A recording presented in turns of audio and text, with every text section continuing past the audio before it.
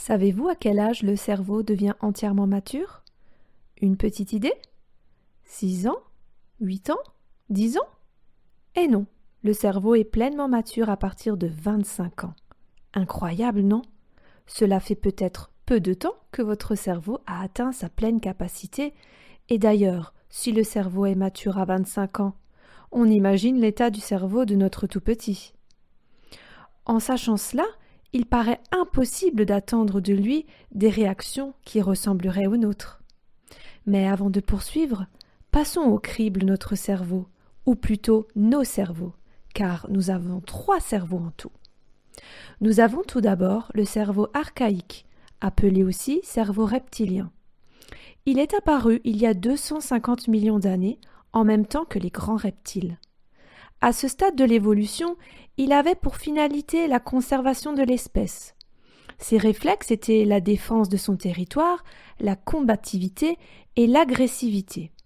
Sa devise était le tout et tout de suite, un peu comme notre nourrisson qui hurle quand il a faim et qui ne veut pas attendre. Vous allez me dire que nous ne sommes pas de grands reptiles, et c'est un fait. Malgré tout, le cerveau reptilien nous a été transmis par l'évolution, et ses caractéristiques subsistent en chacun de nous. Notre deuxième cerveau est le cerveau émotionnel, appelé également cerveau limbique.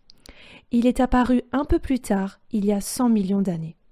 Il a permis, dans l'évolution, des réactions moins élémentaires, comportant des émotions comme la crainte et la peur. Il a permis aussi de développer un début de mémoire et d'inciter à nouer des relations. Notre troisième et dernier cerveau est le néocortex, appelé aussi cortex préfrontal. Il est apparu il y a 100 000 ans et est associé au cerveau des primates dans l'évolution. C'est le cerveau de l'homme moderne, qui permet de réfléchir et de raisonner. Mais surtout, c'est lui qui tempère, qui apaise les 2 autres cerveaux, archaïques et émotionnels. Le néocortex nous permet donc de ne pas avoir de réaction excessive. Le problème, c'est que le néocortex est en chantier chez l'enfant. Ce sont donc ces 2 autres cerveaux qui prennent le pouvoir, un peu comme s'ils étaient des dinosaures. Il est donc impossible pour le tout-petit de prendre du recul sur les situations, d'où ces crises de rage. Un enfant que l'on va étiqueter comme étant colérique est en fait un enfant qui a son cerveau immature et qui ne peut pas gérer la situation autrement. Une colère peut bien sûr cacher autre chose, mais ici nous allons nous concentrer uniquement sur le cerveau. Prenons l'exemple du supermarché. Quand un enfant est dans un grand magasin, il voit des choses partout, des tas de lumière, des sons, et donc beaucoup de stimulation. Le cerveau d'un enfant n'est pas comme celui d'un adulte qui est capable de trier les informations. Le cerveau de l'enfant va très vite être saturé et la moindre contrariété, comme par exemple lui refuser un paquet de bonbons, va déclencher une véritable tempête émotionnelle.